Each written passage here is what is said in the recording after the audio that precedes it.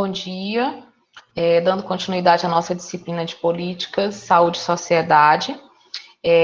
Nós paramos aqui exatamente nesse slide no nosso encontro passado, né? A gente vem traçando aí todo o histórico, né, da construção das políticas de saúde e sociedade, né, a nível de Brasil, tá? A história e como que se dá as políticas de saúde, de gestão em saúde, né, os modelos de sistema de saúde a nível de mundo, é o que vocês vão estudar lá na atividade que está no ambiente virtual, tá?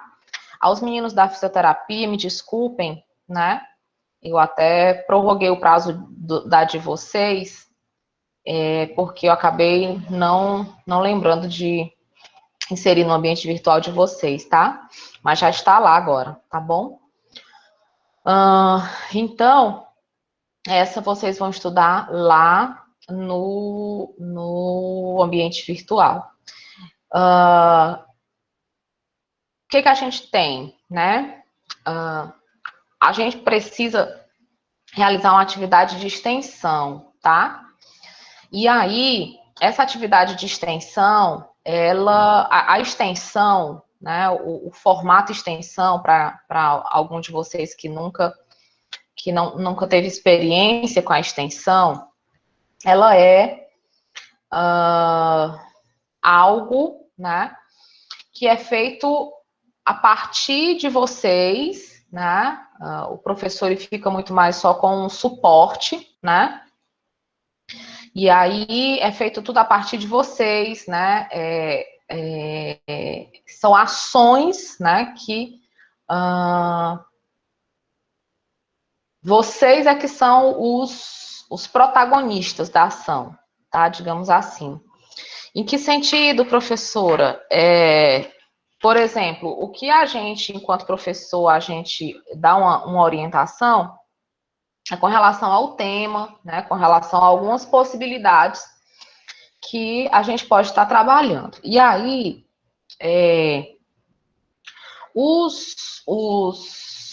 né, nós sabemos que as atividades, todas as atividades, elas estão remotas, né, toda e qualquer atividade, e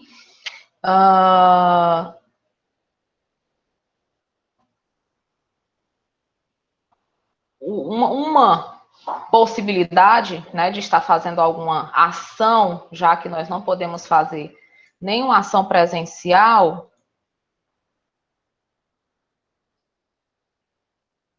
Oi, Thalita, tudo bem? Na verdade, a gente está começando praticamente agora, porque eu também tive problemas de conexão, tá? Então, como eu estava falando,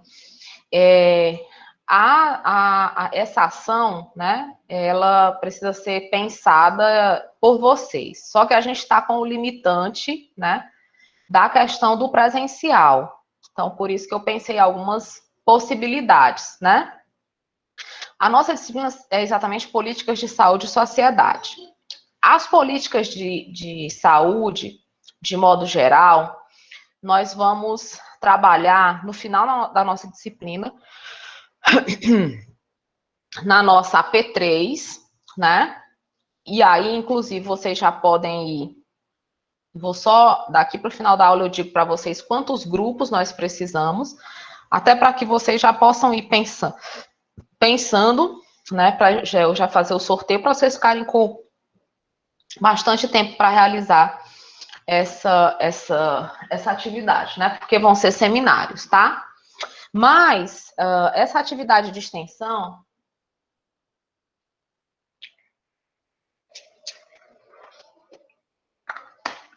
que eu falei para vocês, eu pensei em algo relacionado ao Dia Internacional da Mulher, né? Até porque nós temos uma política de saúde específica para a mulher, né? E aí, como a gente não está podendo fazer nada presencial, né? Eu pensei na possibilidade da gente estar fazendo uma live, né? na segunda-feira.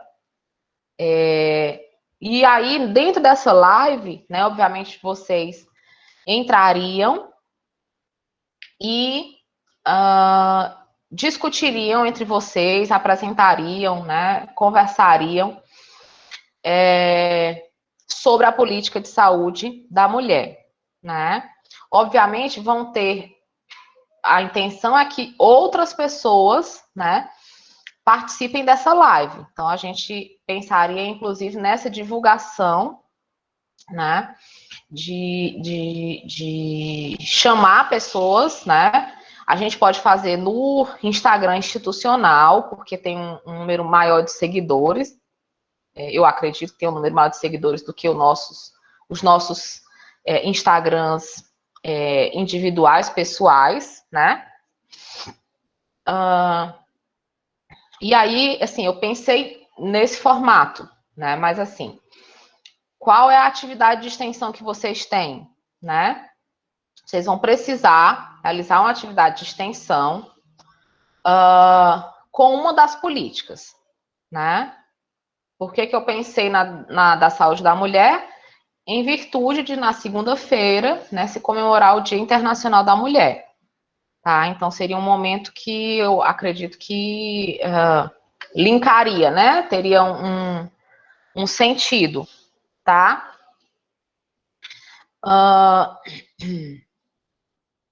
E por conta da limitação, né, de ser presencial, porque a minha ideia inicial tinha sido para a gente ir apresentar a política de saúde da mulher na feirinha, né, que a gente tem às quintas-feiras ali no São João, que as próprias barraquinhas são, em sua maioria, de mulheres, né, e a gente apresentaria quais são os direitos que elas têm à saúde, né?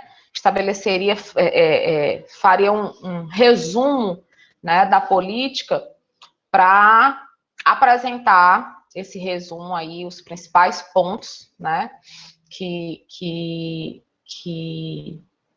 tratam, né, dos direitos das mulheres à saúde. E a gente, né, lá num bate-papo, numa conversa, em grupos, individual, enfim, a gente iria divulgando essa política, né? Como, inclusive, a feirinha está suspensa, né? Desculpem, a gente não está tendo, assim, não tem nada, nenhuma atividade presencial, né? Eu não sei se vocês viram, o governador, ele fechou ontem, né, por 15 dias, a cidade de Fortaleza, né? Tá com lockdown lá. Eu não duvido muito que esse lockdown não venha bater aqui de novo, né? Porque o número de casos realmente está num crescente muito grande. Então, não se pode pensar em nada presencial, né? Professor, por que a gente não deixa para depois, né?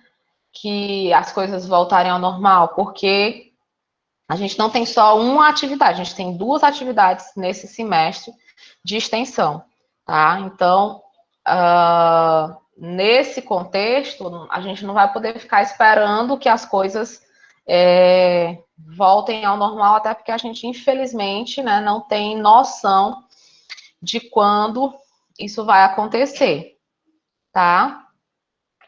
E aí vão pensando... Oi, Cristina, tudo bem? A gente começou há pouquinho tempo, tá? Então, eu queria que vocês pensassem um pouquinho para até o final da nossa manhã de hoje, e aí conversem aí entre vocês, uns com os outros, para a gente alinhar e amarrar que tipo de atividade vocês vão fazer. Até porque, como eu falei, é uma atividade que vocês são os protagonistas, mas que nós, professores, somos os tutores, digamos assim, né? Nós vamos estar aí dando esse suporte, né? Dando todo esse suporte e dando esse algum norteamento, né? Com relação à atividade, tá bom? Então, vão pensando. Bom dia, Manuela. vão pensando em como seria, né, essa... Professora? Oi? Você falou que seria uma live no Instagram, né? Isso, na verdade, eu pensei em uma das possibilidades, mas é por isso que eu falei, estou jogando aqui a batata para vocês, né, para vocês pensarem. Porque eu estava pensando também a gente, mesmo que não seja uma live, utilizar as redes sociais, como Instagram ou Facebook, para deixar como se fosse uma caixinha de perguntas também para as pessoas deixarem sua dúvida, para a gente responder, seja live ou não, seja de outro modo. Uhum, podemos também. E aí, por isso que vocês vão aí discutindo entre vocês, né? Qual seria, né? O que vocês pensam, né? Como eu falei, eu joguei aqui porque, assim, foi o que me veio à cabeça, né? Mas exatamente trouxe para vocês construírem esse momento, né? É um momento que é de vocês, é vocês que pensam, é vocês que organizam, é vocês que programam, né? Tudo é muito direcionado para a autonomia de vocês, tá? Só para as meninas que chegaram um pouquinho depois do que eu tinha falado, a gente está falando sobre uma atividade de extensão que vocês precisam realizar. E aí, devido à questão, né, da impossibilidade da gente fazer essa atividade de extensão presencial, né, a gente vai precisar usar as nossas mídias aí, né? Eu sugeri uma live, o Lucas está nos sugerindo tipo uma espécie de enquete, né? Também usando as nossas redes sociais, né? E, e eu sugeri, né, que a gente pudesse abordar a política de saúde da mulher, né, por conta de que nós estamos, né, segunda-feira, estaremos comemorando o Dia Internacional da Mulher. Até porque esse dia, né, é marcado por uma luta, né, feminina grande. Então, nesse contexto, né, eu pensei exatamente, né, nada melhor do que uma política, né, apresentar a política que é voltada para elas, né? Então eu pensei nesse sentido. Então, e aí vocês vão pensar aí, né? Enquanto vocês pensam, a gente vai aqui continuando a nossa aula, tá bom? E até o final a gente volta para esse assunto novamente, ver se a gente chega em um consenso maior, tá bom? Vão pensando, vão aí conversando entre vocês, né? Para ver se a gente, até o final da aula, chega a um consenso, tá bom? Bom, estão todos vendo o slide?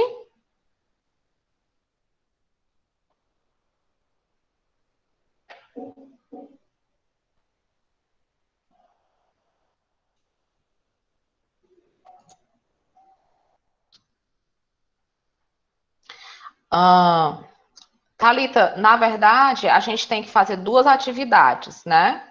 E aí eu pensei em uma na próxima semana, exatamente por conta nessa da saúde da mulher, que eu estou sugerindo, mas também, se vocês não concordarem, não tem problema, né? E trouxerem as sugestões. Eu pensei em ser na próxima semana exatamente pela questão da data, né? Que a Semana da Mulher, a semana que vem, vai começar exatamente com o Dia Internacional da Mulher, né? Que é o dia 8 de março. Então, por isso eu pensei no decorrer da semana, na verdade, né? Então, assim, se para a maioria for inviável a segunda mesmo, que é o dia, né? Mas aí, como é né, nesse formato online, nesse formato de de rede social, nesse formato de rede social, acaba que eu acredito que a gente consiga se organizar, né, para que todos participem, né, até porque vocês vão ter que pensar, inclusive, isso, né, como seria essa forma de participação, tá bom?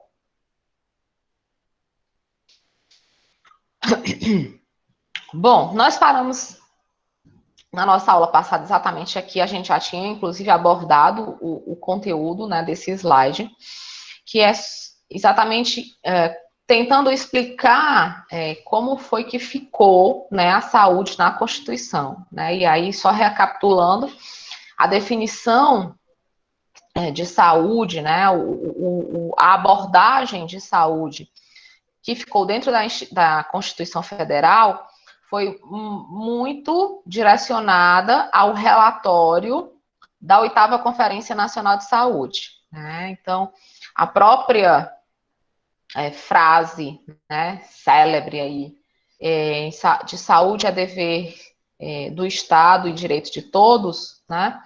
Ela foi oriunda do relatório da 8ª Conferência Nacional de Saúde, tá? E o desenhado, né, o desenho, desculpem, de como ela deveria se dar, também partiu do relatório, tá bom? E aí, né, a gente avança agora para alguns detalhes, né, que são primordiais no modelo que nós temos atualmente, que é o Sistema Único de Saúde, tá? Esse modelo atual nosso, né, chamado Sistema Único de Saúde, ele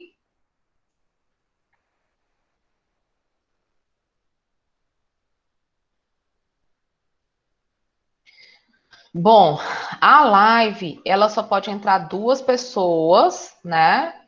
Mas o tempo todo pode estar havendo interação entre as outras pessoas que entrarem, né? Você não entra como protagonista, mas você entra como no grupo, né? E aí essas pessoas, elas podem estar o tempo todo comentando, né? Então, ajudando, por exemplo, a dupla que entrou, né? Também não precisaria ser uma única live, né? A gente poderia fazer aí algumas rodadas de live no decorrer da semana, exatamente vocês se distribuindo aí em grupos, né? Então, por isso que, assim, é realmente algo que vocês vão estar pensando, vão estar maturando melhor, né? Para a gente discutir daqui a pouquinho, tá bom? É mais ou menos nesse sentido mesmo, certo?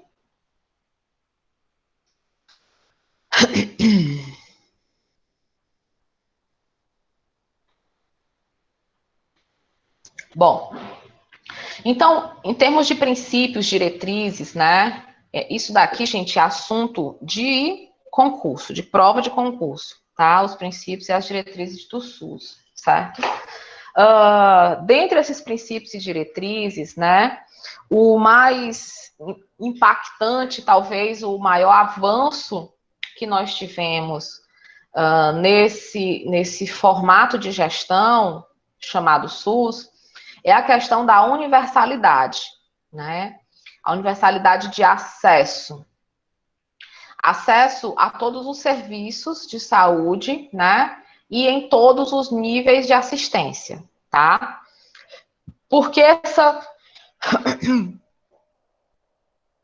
questão da universalidade?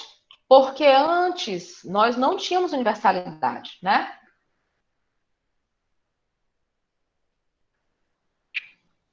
Não era universal, lembram? Era só para um público selecionado, tá? Era para um público que, por exemplo, anterior, né, diretamente, imediatamente anterior ao SUS, que era o INAMPS, nós tínhamos o INAMPS como sendo algo, né, que só quem tinha direito eram os trabalhadores seletistas, né, e quem tivesse dinheiro, condição financeira, fosse um profissional autônomo, né, um empresário, e adquirisse essas carteirinhas do INAMPS através da sua contribuição com a Previdência, né. Resumindo, você precisava contribuir com a Previdência, seja como um trabalhador seletista, seja como um pagador autônomo, tá? Você pagava por esse serviço. Então, quem não tinha dinheiro para pagar ou quem não era empregado, ficava sem o acesso, né? E aí, em busca dos acessos de caridade, dos acessos através aí das misericórdias, né? Das entidades religiosas que buscavam trabalhar aí com essa beneficência à saúde, né? Então, a universalidade, ela é um dos princípios mais marcantes, né, nessa mudança, nessa transição aí do INAMPS para o SUS. Essa universalidade, gente, ela tem um impacto, né? Ela tem um impacto gigante, sobretudo pelo tamanho que é o Brasil, né? Sobretudo pela amplitude, né, que é o Brasil, tá? Nós somos um país continental, acho que eu já falei isso para vocês, né? Em termos de extensão territorial, nós nos assemelhamos a um continente, por exemplo, como o africano. Até assim, geograficamente falando, nós temos uma semelhança muito grande com um continente, tá? E aí, os nossos estados, gente, eles, em sua maioria, eles são do tamanho de países, né? Por exemplo, a Bahia, ela se assemelha ao tamanho do país da Rússia, né? Então, o Ceará é mais ou menos do tamanho de Portugal, do tamanho da Espanha, entendem? Então, os nossos estados têm tamanhos de países. Por isso que nessa pandemia, por exemplo, não tem como você comparar resultados, tá? Nem mesmo dentro dos nossos estados, certo? Não dá para comparar. Cada um tem que trabalhar conforme as suas características, tá certo? São Paulo é menor, São Paulo estado é um pouquinho menor do que o estado do Ceará, certo? Entretanto, gente, é outro mundo, né? É totalmente diferente. É impossível você comparar o Ceará com São Paulo, tá? É impossível você comparar a capital Fortaleza com a capital São Paulo, a cidade de Fortaleza com a cidade de São Paulo, tá? São diferentes. E olha que elas são, dentre as capitais do Brasil, as mais semelhantes. Mas você tem muita diferença ainda, tá? Então, você não consegue comparar. Até porque, em termos de população, né? A gente sabe que São Paulo é sufocada, né? De tanta imigração de todo mundo, né? A gente às vezes pensava, tudo bem, Jefferson. A gente também pensava, né, que a imigração lá para São Paulo era só aqui do povo nordestino, né? Mas não, lá o mundo está lá em São Paulo, né? Você tem comunidades japonesas, comunidades de vários países europeus, né? Porque lá está muito, né? Povoado, tá?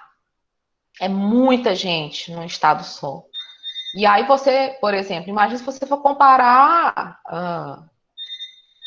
outros estados, né? Amazonas com São Paulo. Oxe, nem não tem comparação, entendem? São perfis totalmente diferentes, né? É uma população totalmente diferente, tá? Inclusive do ponto de vista cultural, né? Da própria origem da população. A população de São Paulo hoje ela tem uma característica muito oriunda do povo europeu, realmente, né? Já o Amazonas ainda é muito uma população originária, né, dos povos indígenas. Então, o estilo de vida ainda é muito diferente, tá bom?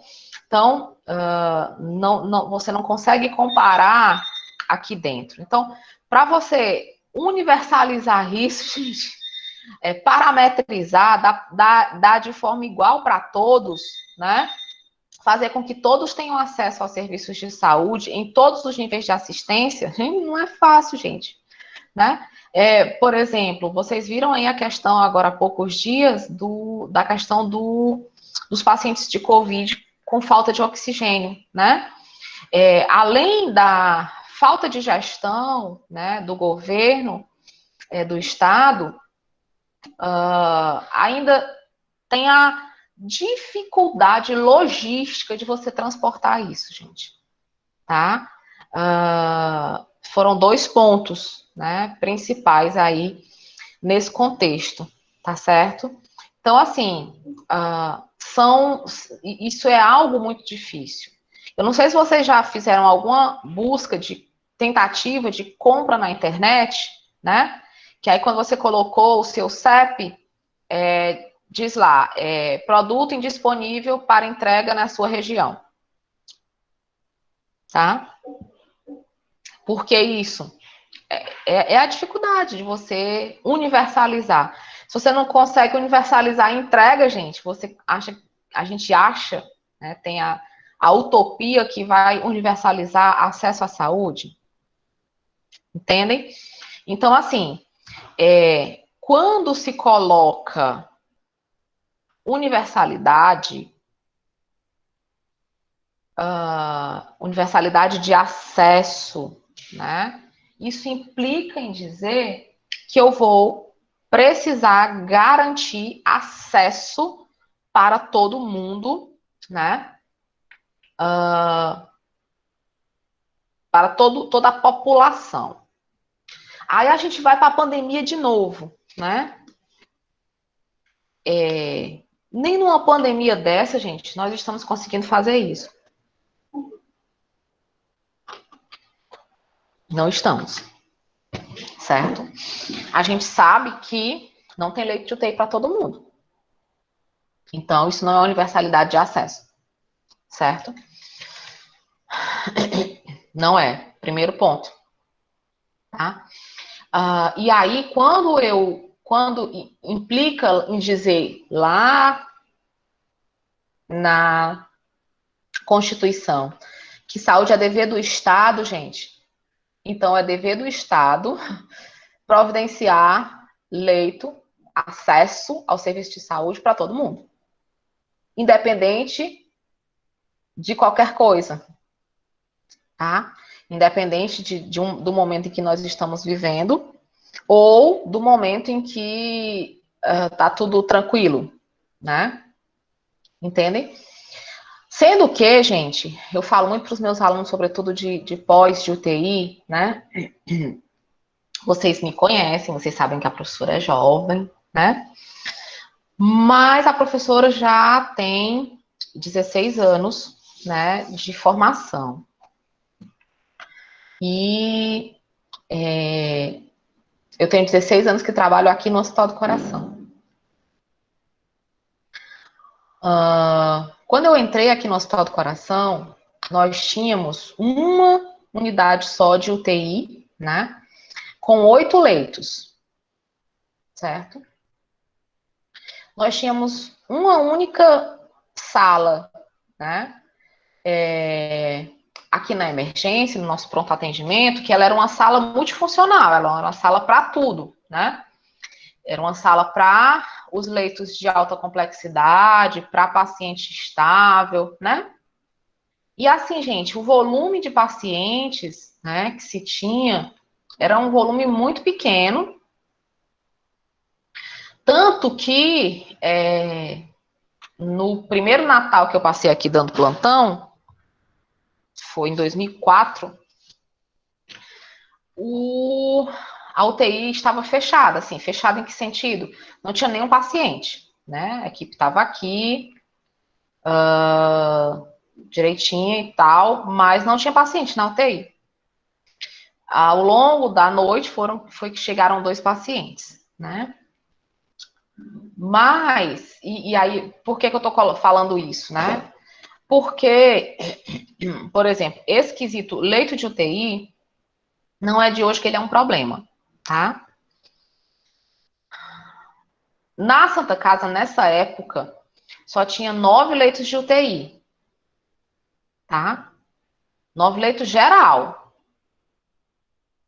Então, em Sobral, nós só tínhamos, em 2004, 17 leitos de UTI, tá?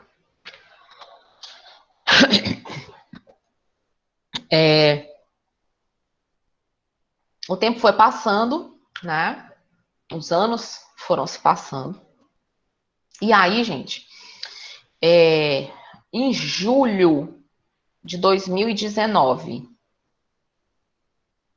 foi feito um levantamento pela Procuradoria-Geral da União, né? Uma procuradora que tem aqui da saúde, específica da saúde, ela fez o levantamento do número de leitos de UTI em Sobral. Porque o número de leitos de UTI que tem em Sobral, eles precisam atender a uma população de 1.800.000 pessoas, porque é a população que, segundo o último censo de 2015, é a população que nós temos aqui na macro-região, nos 55 municípios, certo? Então, essa população, ela gira em torno de 1.800.000. Pode até ser que ela já esteja maior, porque o último censo foi 2015.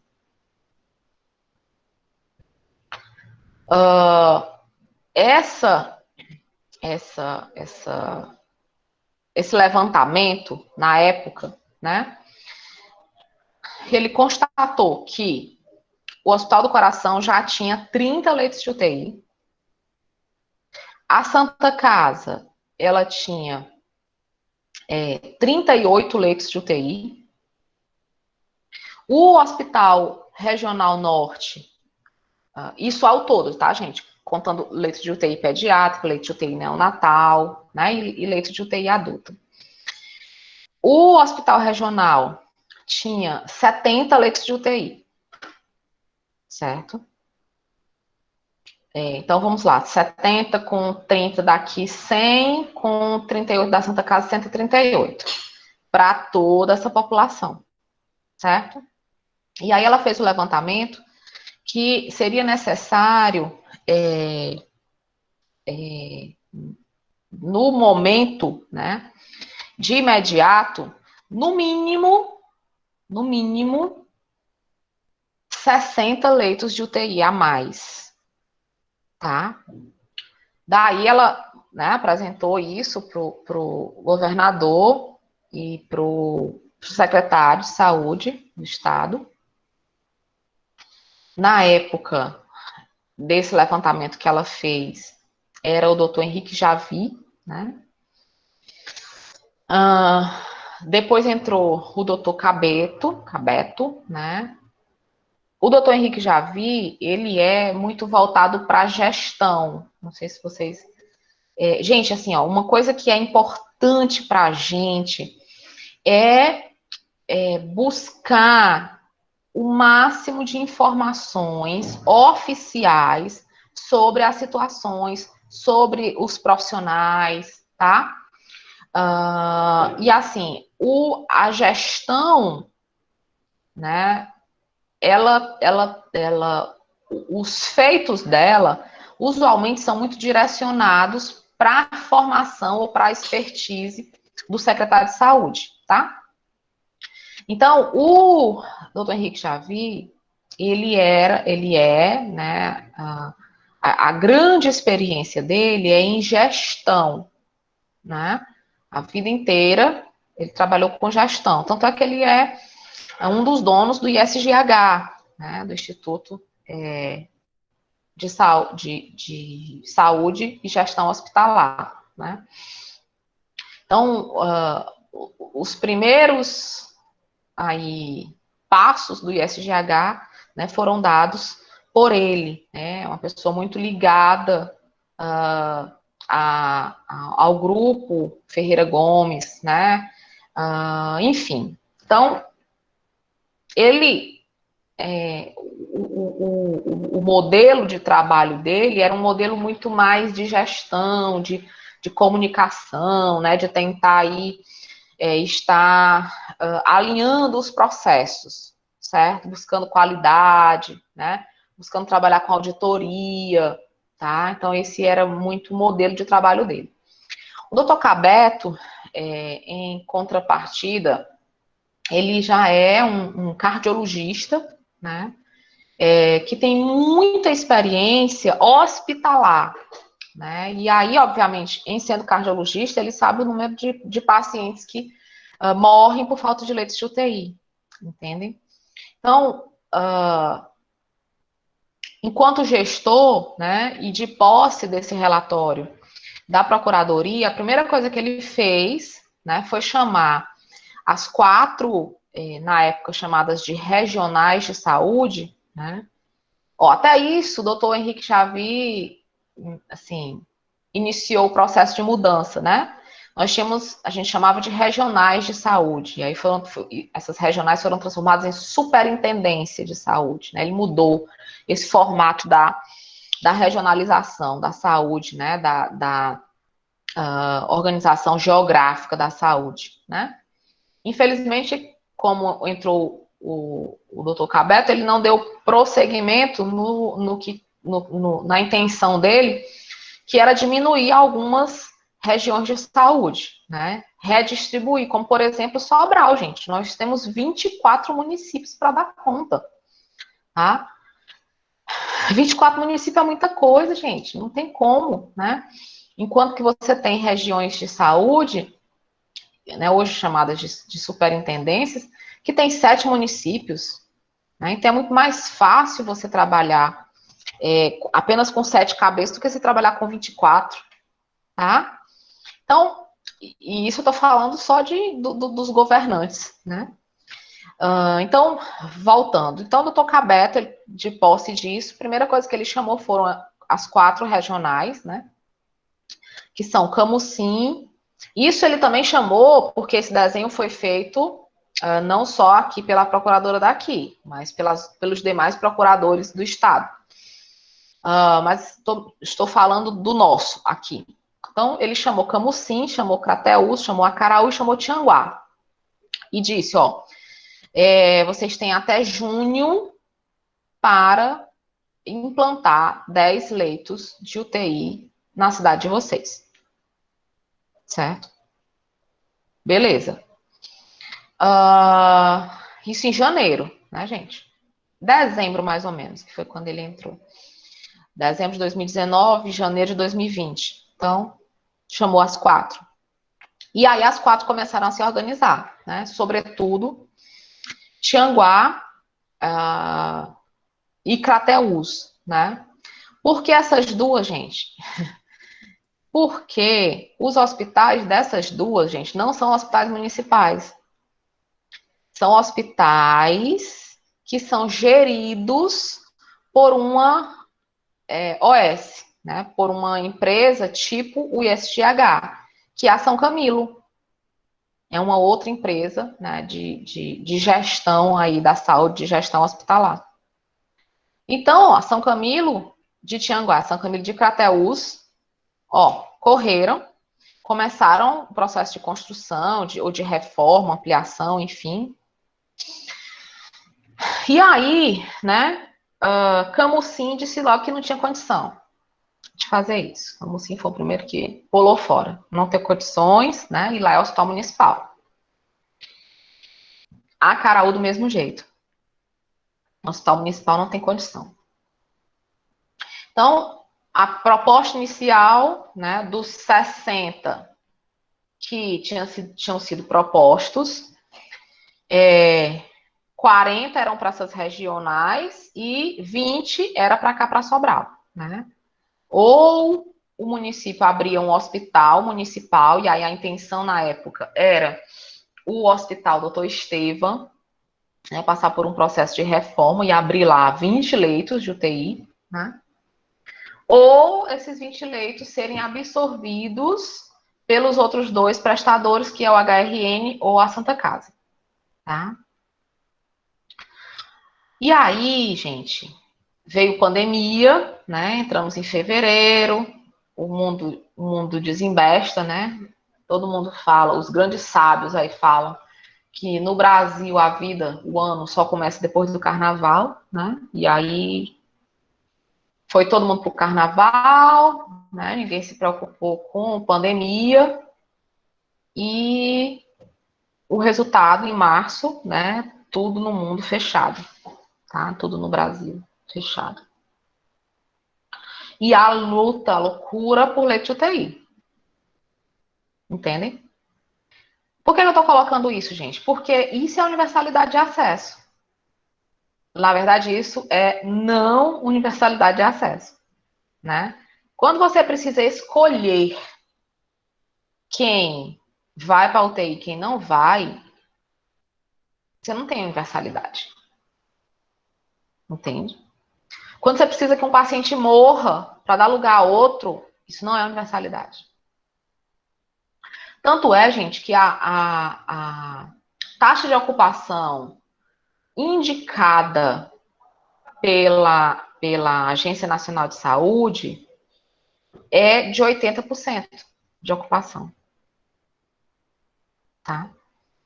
Só que a gente já trabalhava com 120, 130% de ocupação. Como assim, professora? Como é que pode isso? É você ter 10 leitos e você estar com 12 pacientes. Isso é uma taxa de 120 leitos. 120% de ocupação. Entendem? Que é a realidade, né, que se vivia, e obviamente agora na pandemia não vai ser diferente, tá? Então, com a vinda da pandemia, aí o governador apertou, né? Apertou Tianguá, apertou Crateús, e aí tanto é que eram para eles abrirem só em junho, e eles abriram em abril, tá? Abriram em abril. E aqui, né, em Sobral, muitos leitos de UTI, mais de 60 leitos de UTI no regional foram criados, né? Foram ampliados, já tinha lá 70, né? E aí foram ampliados mais de 60. E foram ampliados 20 na Santa Casa, né? Foram 10, depois mais 10. E foram abertos 15 no Hospital Dr. Alves, né? Foi o hospital de campanha aqui em Sobral. Isso só aqui, né? Tô falando só de Sobral. Então, você coloca isso, digamos 60 com 20 de Tianguá e Crateús, né? Com mais 20 da Santa Casa, né? Já dão 100 leitos, com mais 15 do Dr. Alves, 115, né? E aí, gente, a gente ainda ficou com a taxa de 100% de ocupação desses leitos, né? No período mais grave da pandemia, que foi entre abril e maio, tá? E tanto que Tianguá conseguiu abrir mais 10 leitos, né? Nesse período, que já foram fechados. E aí, obviamente, com a diminuição, né, do número de pacientes em UTI, e foi possível, né, irem fechando, né, parte desses leitos, parte desses hospitais desses leitos direcionados, né, para essa situação de caos, certo?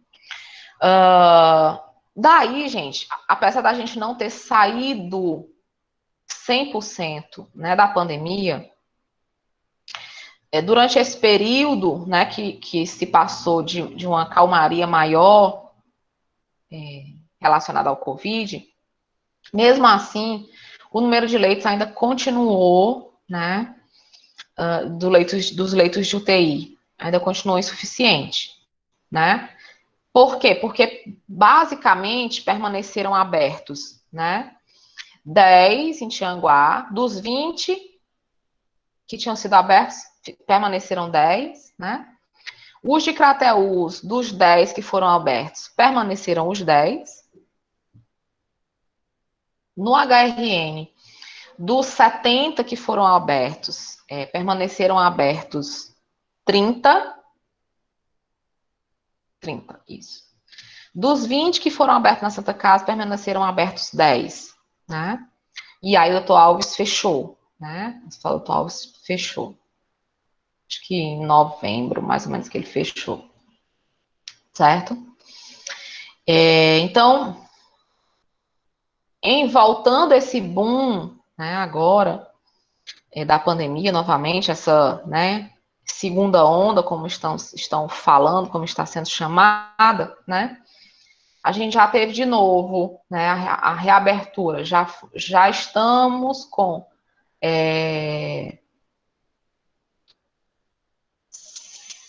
55. Só que calcular. 55 leitos, porque foram abertos mais 25 agora no HRN. Depois, mais 15 do Alves, né? Já dão 50, né? Já foram abertos mais 50 leitos nesse período agora. E aí a gente já está com 100% de ocupação de novo, né, gente? Então, já vai ser necessário abrir a UTI de campanha do HRN novamente, que é uma unidade com 20 leitos, né, de UTI. Tem que passar de 20 leitos. Enfim, e eu não sei se só isso já vai ser suficiente, sabe, gente? Então, é isso que não é universalidade, porque você tem paciente hoje aguardando leite de UTI, em filas enormes, né? Então, isso não é universalidade. Bom, outro princípio, né, diretriz do SUS, que também é muito amplo, né? Professora, eu lembro que você no início aí falou que essa universalidade era utópica, né? O que é isso? Ela é inalcançável, gente. Infelizmente, não se tem uma perspectiva aí de que isso seja realmente possível, sabe? Assim, as demandas são muito grandes, são crescentes, né? A população, né, ela cresce também a cada dia, então acaba que você não tem aí uma luz no final do túnel, sabe? Bem, bem complexo isso, tá? E aí, com relação à integralidade, também não é muito diferente, né? A integralidade da assistência, ela é entendida como um conjunto articulado de contínuo, e contínuo das ações e serviços preventivos e curativos, individuais e coletivos, em todos os níveis de complexidade do sistema, tá? Então, a integralidade, né, o próprio nome, ele já está, né, definindo aí que ele é bem amplo, né? Gente, só um minutinho, tá?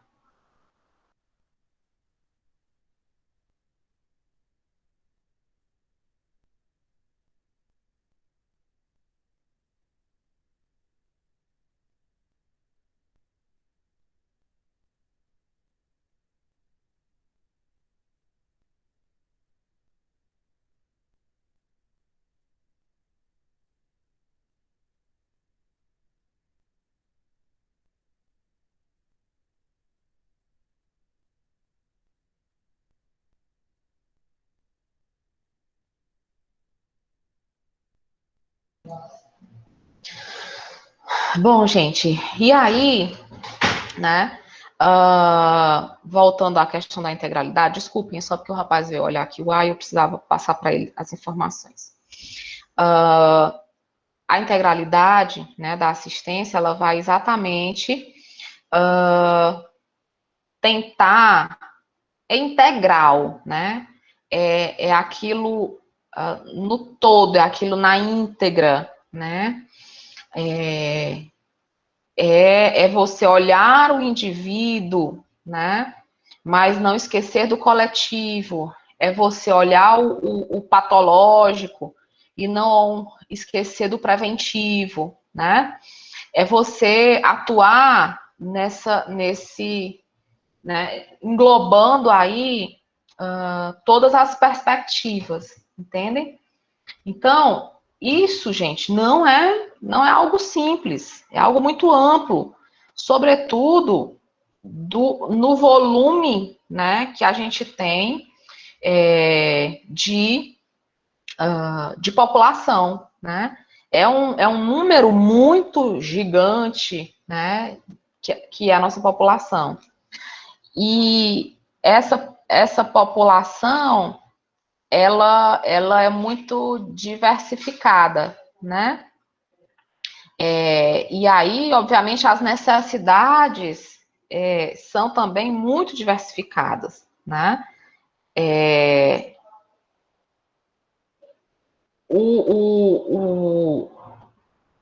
As demandas, né? Elas são muito, como é que eu posso dizer? Elas são muito não só diversificadas, como desproporcionais, pronto, tá?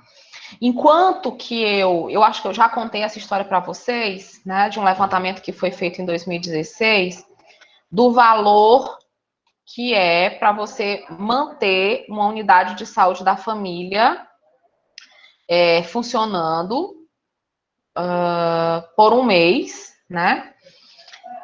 Isso numa cidade que não seja capital, né? A média que foi levantada é em torno de 50 mil reais, né? E aí, quando a gente estiver estudando a política, né, de atenção básica, a gente vai ver que essa equipe, ela deve cuidar, atender, prestar assistência a uma população de 1.500 pessoas, certo? Quando eu vou para outros níveis de atenção, né, níveis de complexidade, nós temos como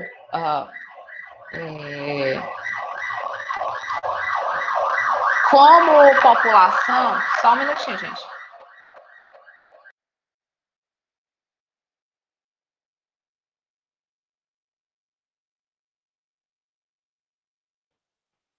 Como população, a gente vai ter muito paciente vítima de acidente automobilístico, politraumatizados, né?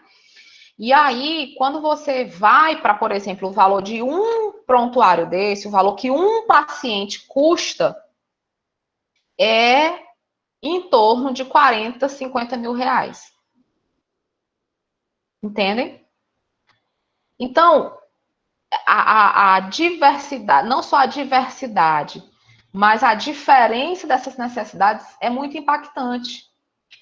Para você conseguir ainda a universalidade, para que isso seja disponível para todos, e essa integralidade, né? Para que eu consiga dar para o indivíduo, desde o menor nível de atenção ao nível mais complexo de atenção, certo? Então, esse todo, você conseguir contemplar o todo, ele hoje é praticamente inviável, né? E aí, se você não consegue contemplar esse todo, não consegue aí dar essa cobertura por completa,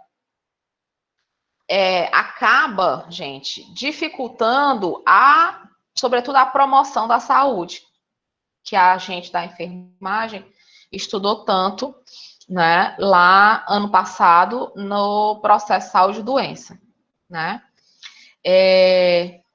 Esse contexto, né, da integralidade, né, do cuidado e da busca da promoção da saúde, não é porque faz parte do modelo, tá?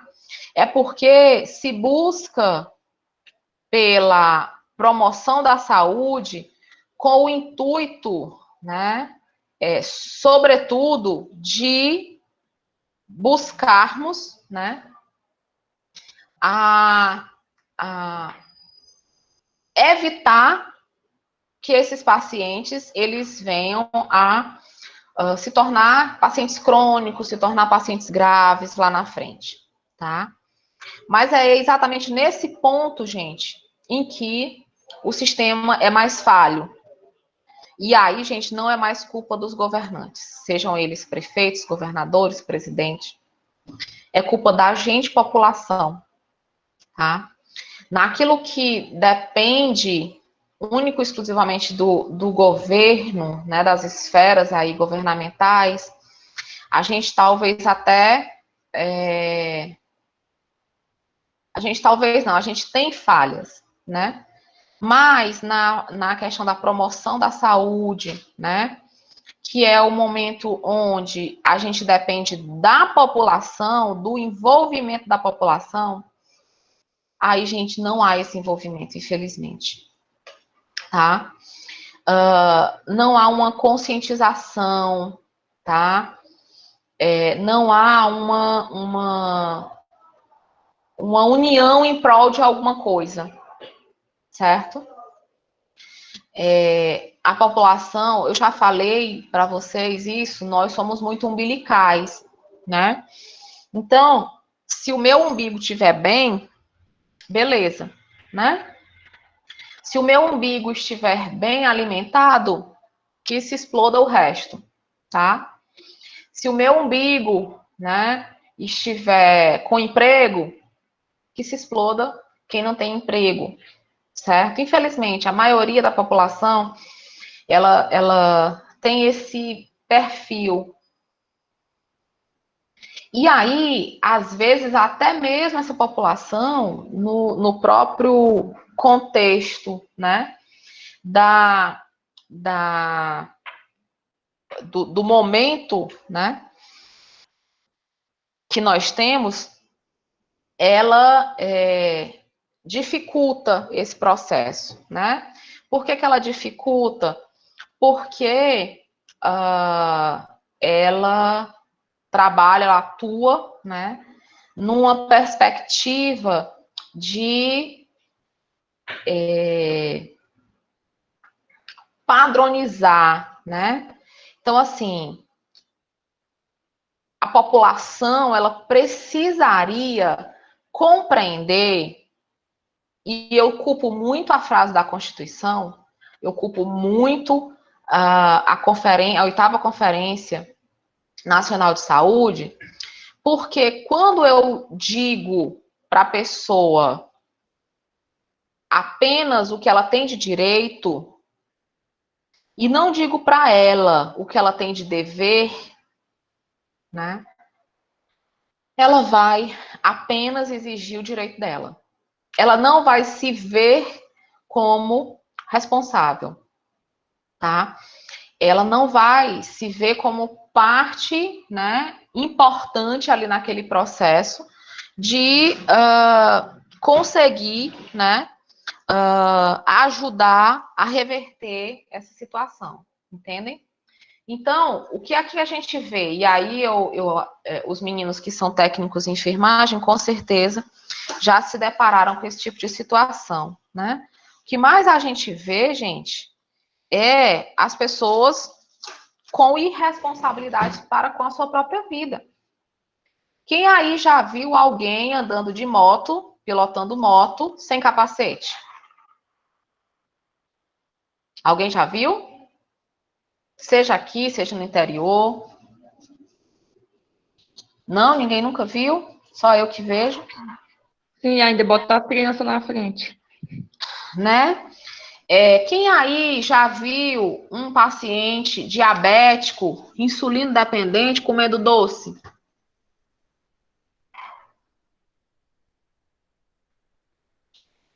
Quem já viu um paciente hipertenso, né? Botando mais uma pitadinha de sal na comida? Quem já viu alguém beber, né? E dirigir? Não, mas foi só uma dosezinha, só um copinho aqui, né? Tá? São exemplos, gente, desses tipos de situação, tá? São exemplos dessa falta de entendimento, né? Que nós temos da nossa corresponsabilidade para com a nossa vida, com o nosso tratamento, tá? Quem já viu, né? E aí, gente, acontece muito, né? Acontece demais, aqui mesmo no Hospital do Coração. O paciente reclama porque na unidade não tem o remédio dele da pressão. E ele não pode comprar o remédio da pressão. Mas ele pode comprar uma carteira de cigarro, que só dura um dia. Não é engraçado isso? Eu não sei nem quanto é uma carteira de cigarro, gente, na minha vida, mas assim, eu acredito que minimamente seja aí uns R$ 5, eu acho. Se você fizer R$ 5 por dia, já dá 150 por mês, né? E aí eu vou até na rádio, né? Para dizer que está faltando um remédio que custa, sei lá, R$ 20. Entendeu? Mas eu tenho dinheiro para comprar o cigarro. Para comprar o cigarro não falta, não. Entende? Eu estou falando, eu sei, gente, tem algumas pessoas que realmente não têm condição, eu sei. Mas até essas pessoas que não têm condição, entre aspas, né? Porque, por exemplo, muitas aposentadorias dos idosos era para ser para cuidar da saúde deles, tá? Coisa que não acontece, né? Eu não vou longe, na casa da minha sogra. Minha sogra é aposentada, né? Com salário mínimo. Esse salário mínimo era para ser só para ela, né? Era para ser só dela, tá? Mas ela tem 2 netas que moram dentro de casa e uma filha, que é inclusive a mãe de uma dessas netas, e um filho, né? Então, assim, a professora, esse pessoal não trabalha, até trabalham, né? Você imagina, os 2 filhos trabalham, né? Mas aí, por exemplo, toda a comida é comprada com o dinheiro dela, ela não tem mais essa obrigação, era para ela comprar a comida dela, né? Se essas pessoas moram lá, ela já tem, né? Já não tem que pagar aluguel em outro canto, entendem? Agora, os netos não trabalham ainda, né? Os netos ainda estudam, certo? As netas. Então, o que é que isso implica, gente? O que é que isso... Qual é o resultado, né?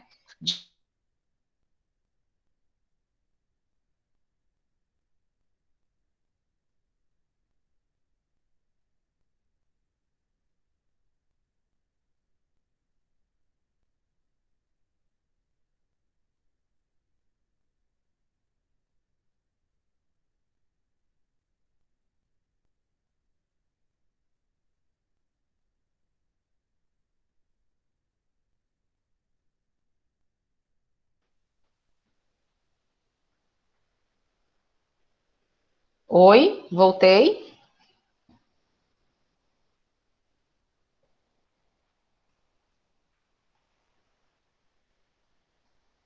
Vocês estão me ouvindo, gente?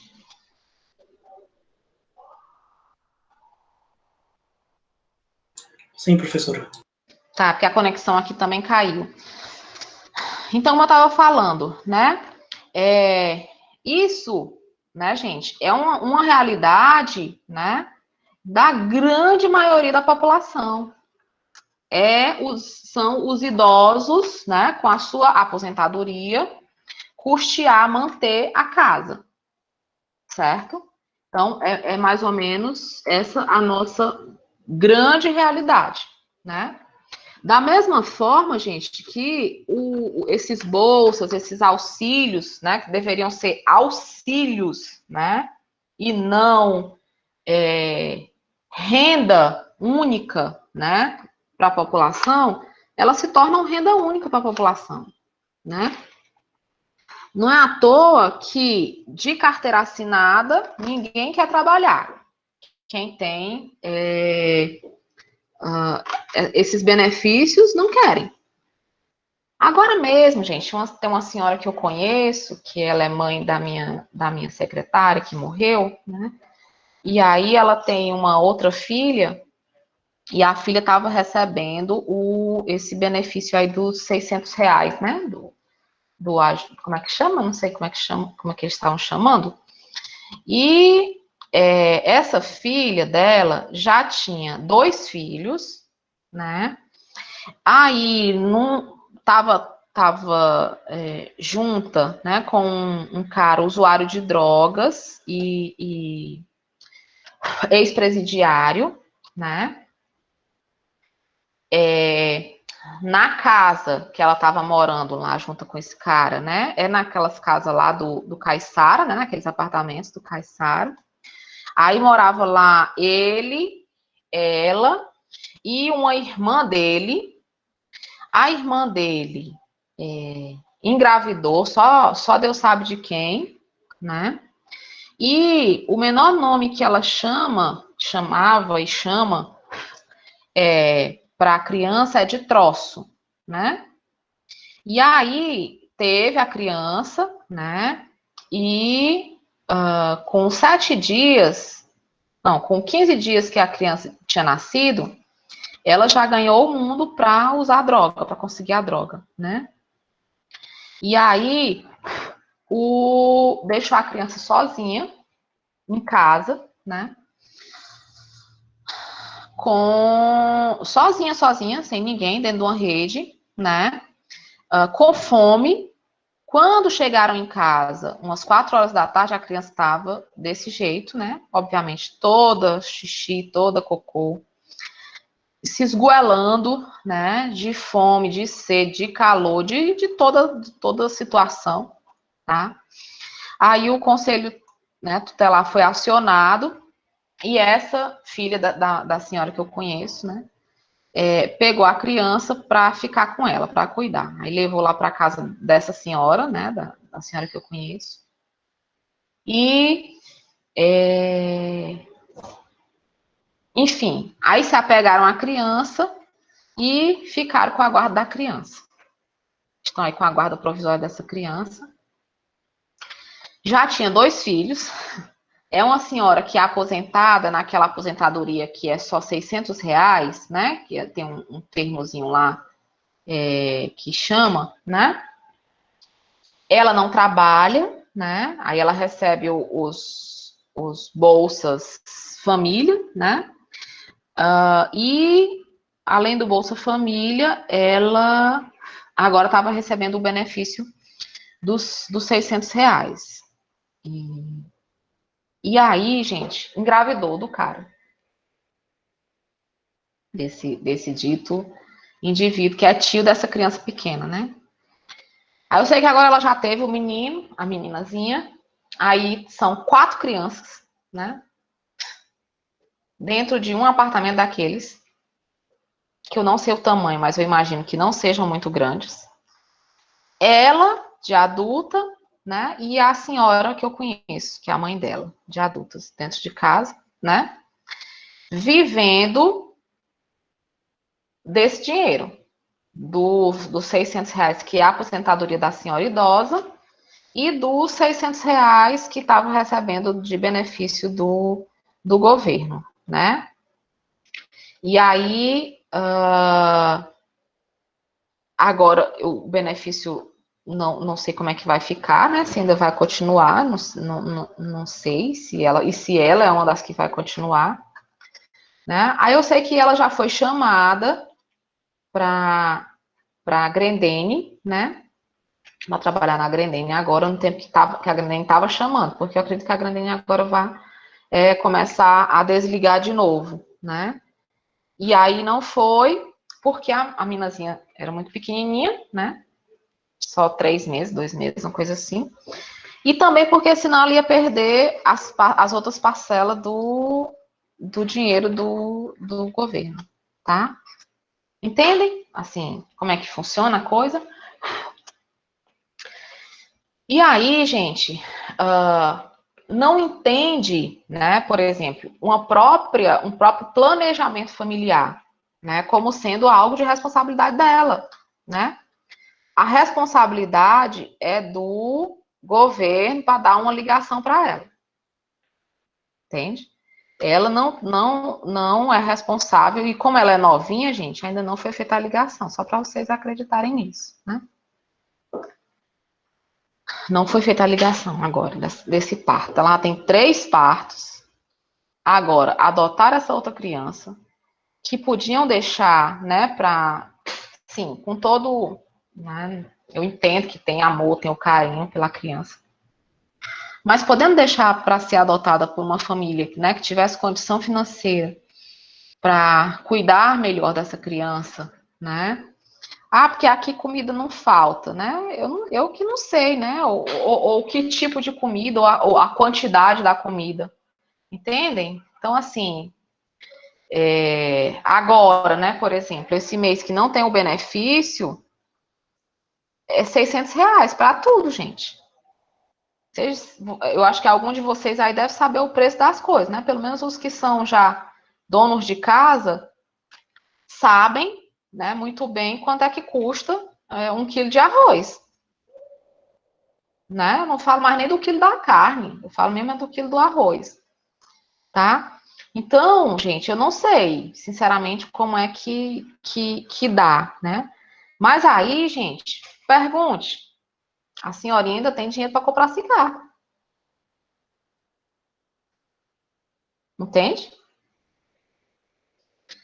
Eu nem sei como é que dá, mas assim, eu sei que vai, né? Eu sei que algumas pessoas ajudam, né? Mas não é como uma coisa fixa, né? Não é enfim.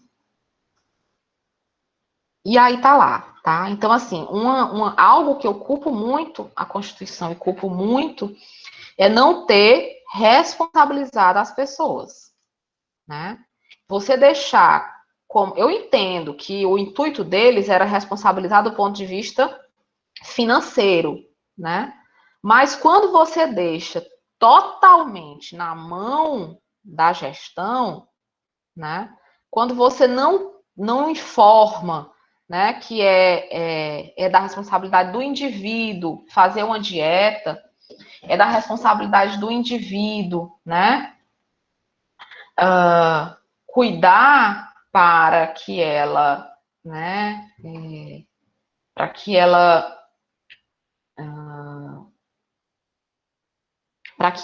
como é que eu posso dizer, atue, né, de forma mais responsável pelo seu próprio cuidado, gente, isso eu acho que foi um ponto falho aí nesse processo, tá? Assim, é a minha opinião, me desculpem se alguém discordar, mas eu entendo, inclusive, como eu acabei de colocar, qual foi a intenção, né, dessa responsabilização, mas, gente, isso gerou um impacto muito negativo, né? E gerou esse tipo de situação, tá? A preservação da autonomia das pessoas na defesa de sua integridade física e moral, né? E aí isso é um dos princípios e diretrizes.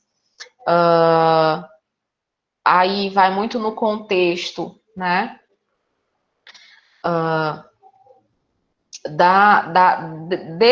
Dessa tentativa, né, de direcionar a como é que eu posso dizer, a garantia, né, da segurança das pessoas, né? Aqui repetiu, mas, né, no contexto geral, né, a gente sabe que a segurança também, né, é um dos tópicos que nós temos aí muita dificuldade em conseguirmos para todos, né, conseguirmos que ela seja comum a toda a população, né, infelizmente. Direito à informação, né, as pessoas assistidas sobre a sua saúde, então você trabalha muito educação em saúde, né, a gente já teve junto nessa disciplina.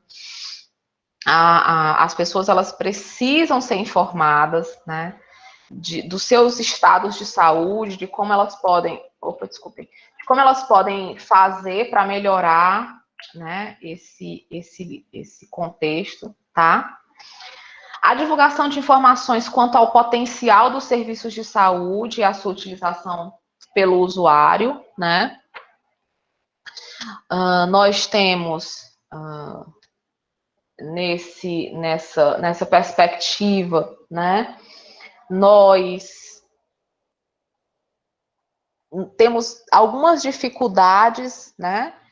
Por conta da demanda, né? Então, assim, o nosso potencial, por mais elevado que seja, como a demanda ela é muito grande, você acaba não conseguindo ainda contemplar, né, todo mundo. Outro princípio e diretriz é a utilização da epidemiologia para o estabelecimento de prioridades, né? E aí é por isso que lá no primeiro semestre a gente, né, estuda muito a epidemiologia, no segundo semestre, na verdade, né, que você estuda epidemiologia. Tem uma disciplina bem grande de epidemiologia, porque a epidemiologia, ela faz com que a gente consiga fazer uma programação, né, e obviamente, uma alocação de recursos, baseado no que mais causa impacto na população, né, e aí, na saúde da população, na verdade. E aí, gente, a gente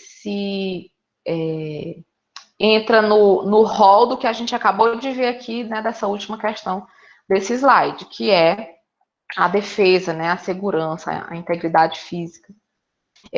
Hoje, né, atualmente, nos últimos 4, 5 anos, epidemiologicamente falando, o que mais mata no mundo são as doenças cérebro-cardiovasculares, né, que são as doenças aí relacionadas à obstrução, né, das artérias.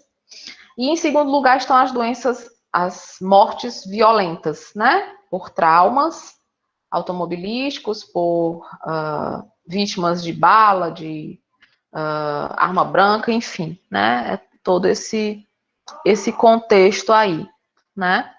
E aí, gente, nesse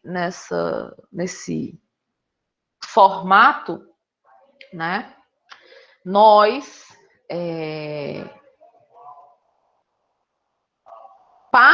né, e usando aí essas informações epidemiológicas para fazermos uma programação, né, para melhorar esse perfil, a gente precisa envolver outras pastas, né. Então, nesse contexto, gente, isso dificulta muito, né, o trabalho da gente. Como é que eu faço uma programação se eu dependo da segurança pública, se eu dependo da educação das pessoas, né? Enfim. Outro princípio diretriz, e aí existe uma legislação específica sobre a participação popular dentro da gestão do SUS, né? Que a gente vai estudar especificamente ela, é a importância dessa participação, né? Na discussão, na construção dessas políticas e desse modo, né, de gerir o sistema, tá? E uma das outras, né, diretrizes, e que eu particularmente, gente, sou contrária a ela, infelizmente, e eu vou dizer por que eu sou, né, é com relação à descentralização político-administrativa, tá? A descentralização, eu entendo perfeitamente, eu sou auditora, né, então eu entendo perfeitamente que ela se deveu exatamente pelo número de fraudes que se tinha no modelo não descentralizado, né? Mas no modelo não descentralizado também não se tinha auditoria. Então, você roubava mesmo, as pessoas desviavam o recurso, mesmo como quem desvia, como quem, sei lá, bota um cano na casa para distribuir aí a água, né? Então, era muito desenfreada a coisa, né? Em contrapartida a isso, né, a gente tem a questão da descentralização da decisão também. Então, hoje em dia, como é descentralizada a decisão, quem decide o que é prioridade de saúde não é, muitas vezes, a necessidade da população. Quem decide é quem está lá à frente, é quem está governando, tá? E aí, gente, nem sempre quem está governando sabe quais são as reais necessidades da população. Então, vou dar um exemplo para vocês, né? O que é que... vocês já viram alguém morrer de catarata? Catarata é aquele problema de visão, né, que a gente precisa operar. Vocês já viram alguém morrer? Não na hora da cirurgia, né, gente? Assim, de uma complicação. Tô falando, porque tem catarata, morreu. Morreu porque tem catarata. Já viram alguém assim?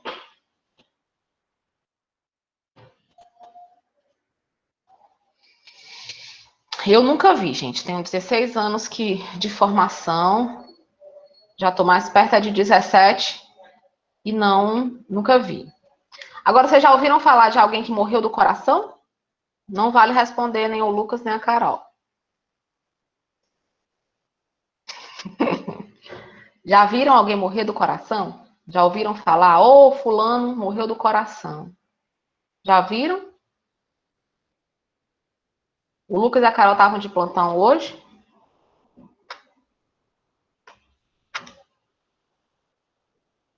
Ontem à noite? Pois é, morreu aqui no PA, né? Do coração. Agora cedinho. Então, gente, coração mata, né? Coração mata, certo? E aí, vocês sabem qual é a prioridade dos governos, dos municípios?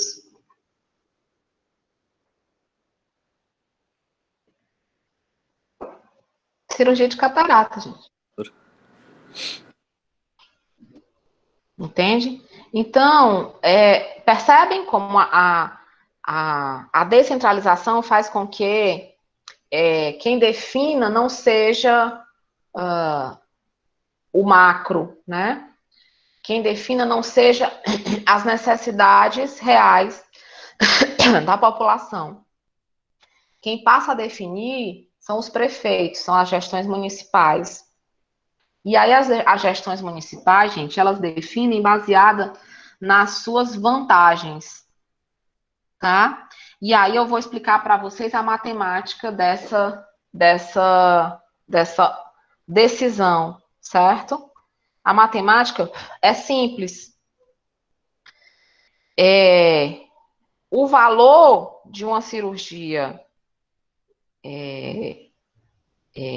de catarata dá para fazer, desculpem, de uma cirurgia cardiológica, dá para fazer 5 cirurgias de catarata, né? E a matemática eleitoral é a seguinte, né? Se eu fizer 5 cataratas, multiplicado por mais ou menos 5 votos dentro da casa, eu vou ter aí 25 votos, não é isso? Vocês são bons na matemática?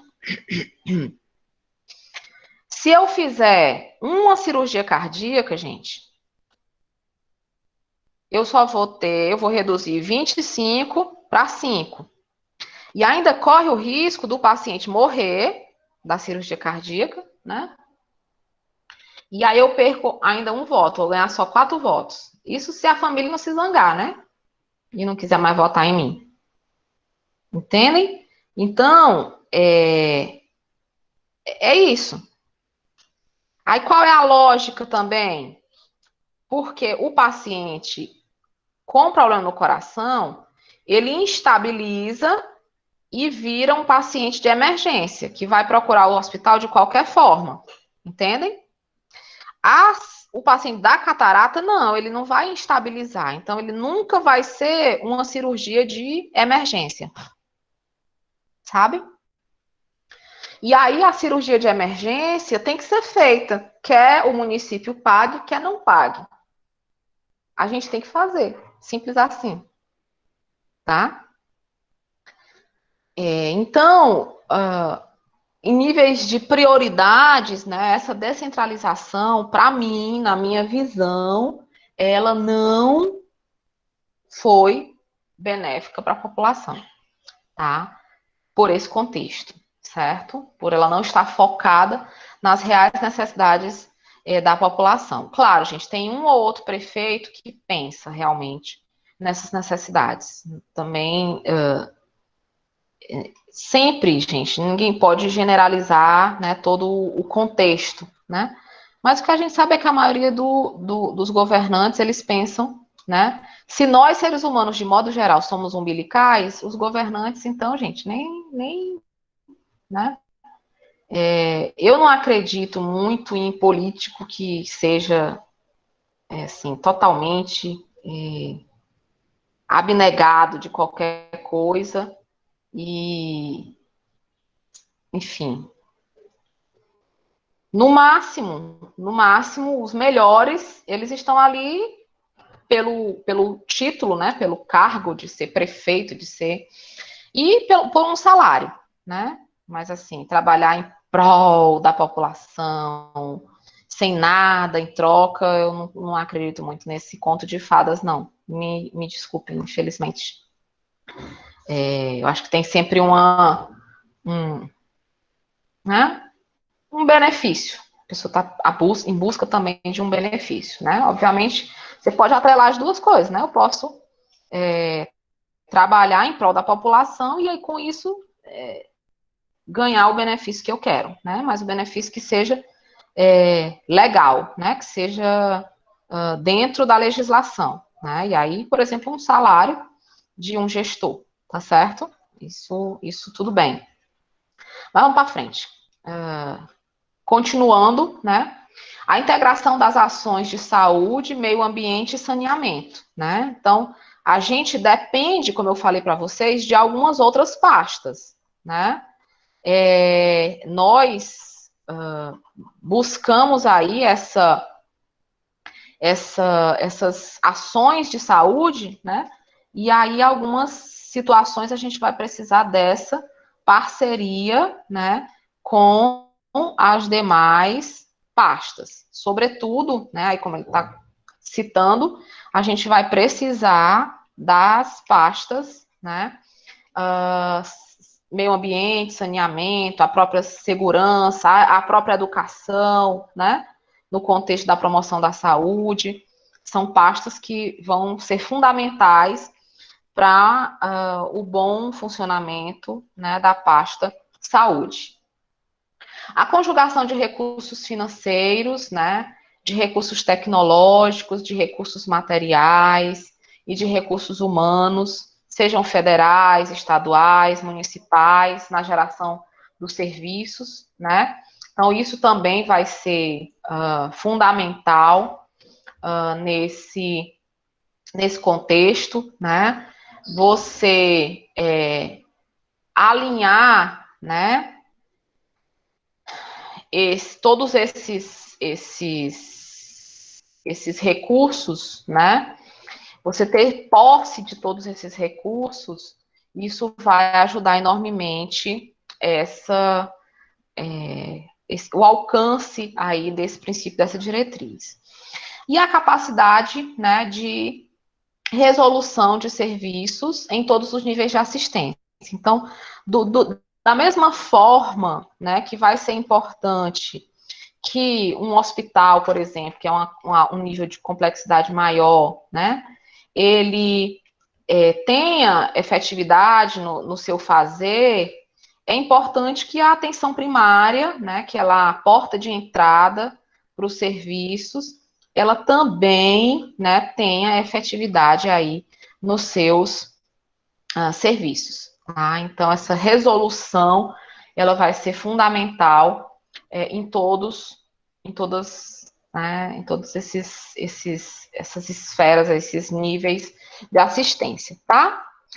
E aí, gente, é importante que a gente saiba, né, que o SUS, ele também tem objetivos, né?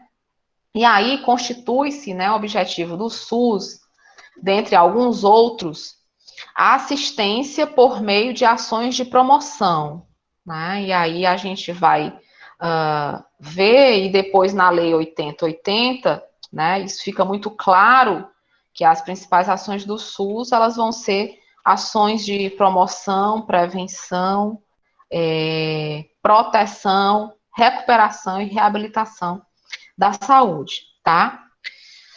Que, né, a proteção, a recuperação da saúde, com a realização integrada das ações assistenciais e das atividades preventivas, é exatamente o outro objetivo do SUS, né? E a gente vai só pincelar aqui os conselhos municipais de saúde, porque a gente vai ter uma aula específica, né, sobre a lei, a legislação que insere a participação popular na gestão, no planejamento de saúde, né, dos municípios. E aí, esses conselhos municipais, né, é que vão ser aí, de forma objetiva, a forma como se encontrou para garantir a participação social, né, na gestão do Sistema Único de Saúde, tá?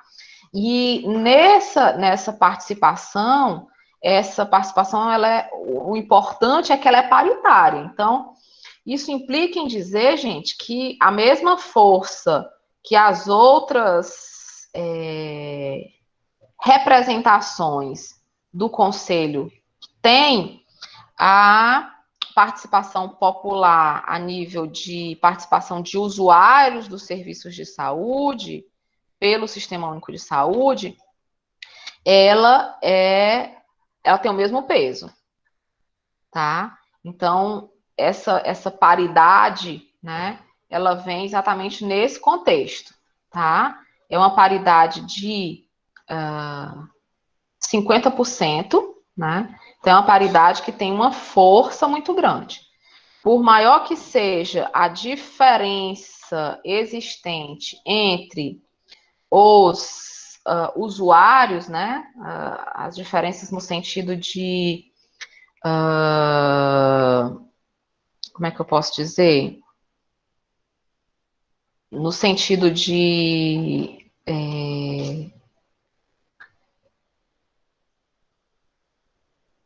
diversidade mesmo, né? Porque vocês imaginem, né? São num conselho de 48 membros, 24 são usuários, são 24 cabeças diferentes, né?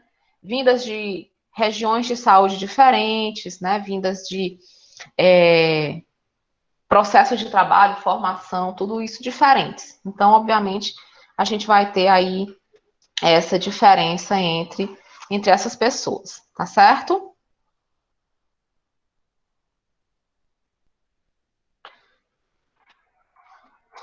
Bom, e aí, gente, né? E aí, a gente vai dar continuidade na nossa próxima aula, exatamente adentrando aí mais profundamente a legislação, né? A Lei 8080, a Lei 8.147, né? Deixa eu só ver aqui.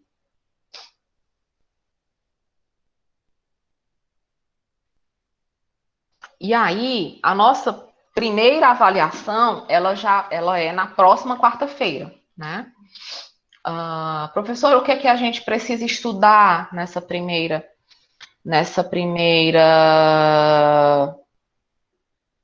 AP, né? A gente vai estudar todo esse contexto, né, histórico das políticas públicas de saúde.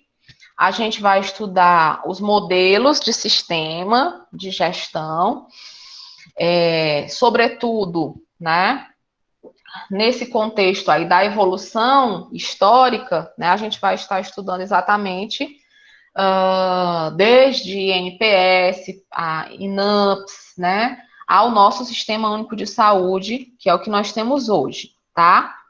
Eu já mandei alguns slides, vou mandar mais e vou mandar algum material de apoio para vocês estudarem, aqui, vou mandar no grupo de vocês, tá?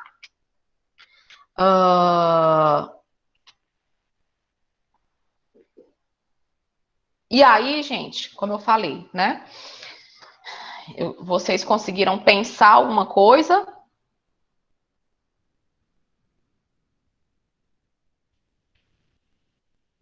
No sentido da atividade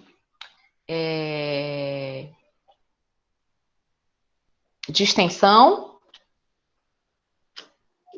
Professora, eu estava pensando aqui, tipo, como é algo diferente, a gente pode até abordar, vamos supor, 3 temas, e a gente escolhia 3 dias da semana diferentes para abordar cada tema. Assim, os 2 que iriam participar da live, eles iam mudar, vamos supor, o primeiro tema seria política de saúde, parará, como é que tá hoje em dia, como é que tá a pandemia, essas coisas. Aquelas 2 pessoas, vamos supor, um grupo iria para aquele dia, um grupo iria escolher 2 pessoas e os demais iriam participar durante a live. Aí depois, vamos supor, na quarta, outro grupo apresentava, aí seriam 2 membros, outro tema. Acho que, tipo, dias diferentes, temas diferentes, para não ficar algo muito chato, apresentar todos os temas no mesmo dia. Sim. Podemos pensar nisso. Eu sugeriria vocês trabalharem aspectos diferentes de uma mesma política, né? Porque cada política ela já vai ter uma amplitude muito grande, né? E aí vocês podem estar trazendo informações que são úteis, né, sobre aquela política, tá? Obviamente, como eu falei, não precisa ser a política da mulher, mas se vocês pensarem, né, em aceitarem a minha sugestão, vocês já poderiam, em uma desses momentos, né, trabalhar mais essa questão do surgimento da política, né, de como surgiu, do porquê, né, e aí, obviamente, envolve o contexto epidemiológico, né, e um outro aspecto, né, seria tratar da política propriamente dita, né, o que diz a política, qual é o objetivo dela, se tem alguma diretriz, né, assim, focar mesmo no que a política traz. E o outro seria, por exemplo, um outro momento, até porque, gente, a gente fala de live, por exemplo, né, mas não precisa a gente utilizar a 1 hora inteira da live, a não ser que o assunto comece a ficar, né, bem discutido, bem trabalhado, né, e aí a gente chegue, né, vá até a 1 hora, mas assim, pode ser momentos um pouco mais rápidos, né? E o outro, né, momento seria exatamente do que isso implicou diretamente, né, na mudança, né, da questão da saúde. Estou falando da mulher, mas como eu disse, vocês podem ficar aí à vontade, escolher outra política. Mas assim, se fosse no caso da mulher, quais foram os principais benefícios que essa política trouxe, né?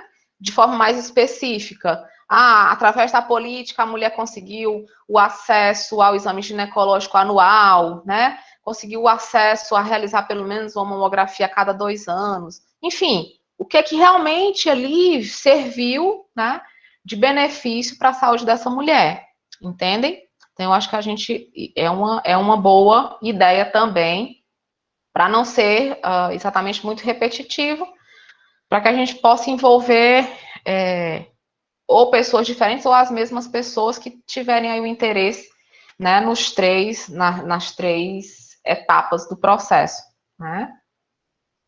Eu vou iniciar aqui a chamada, gente, e vocês aí vão continuar, né, discutindo aí nesses mais 10 minutinhos que a gente ainda tem da nossa disciplina, né? Vão pensar um pouco mais, tá bom? E aí vocês já vão me apresentar o que vocês pensaram, quais são as datas que a gente vai fazer, para a gente só alinhar. E aí vocês podem me passar isso lá no grupo, tá bom? Bom, a Anne, Camila,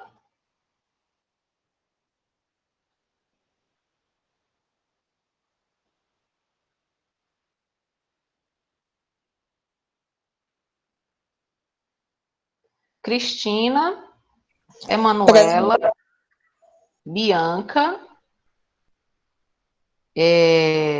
Márcia, Jefferson, Joana, Karine, Vanessa, Thalita Lima e a Thalita Veras. Carolina, na Físio. Débora, Jéssica, Hamilton,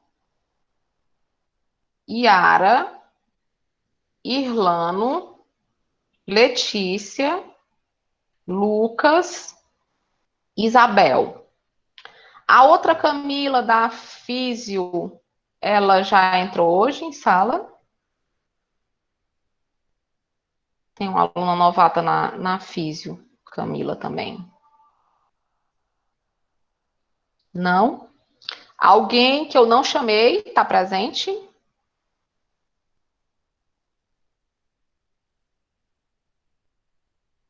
Não, né?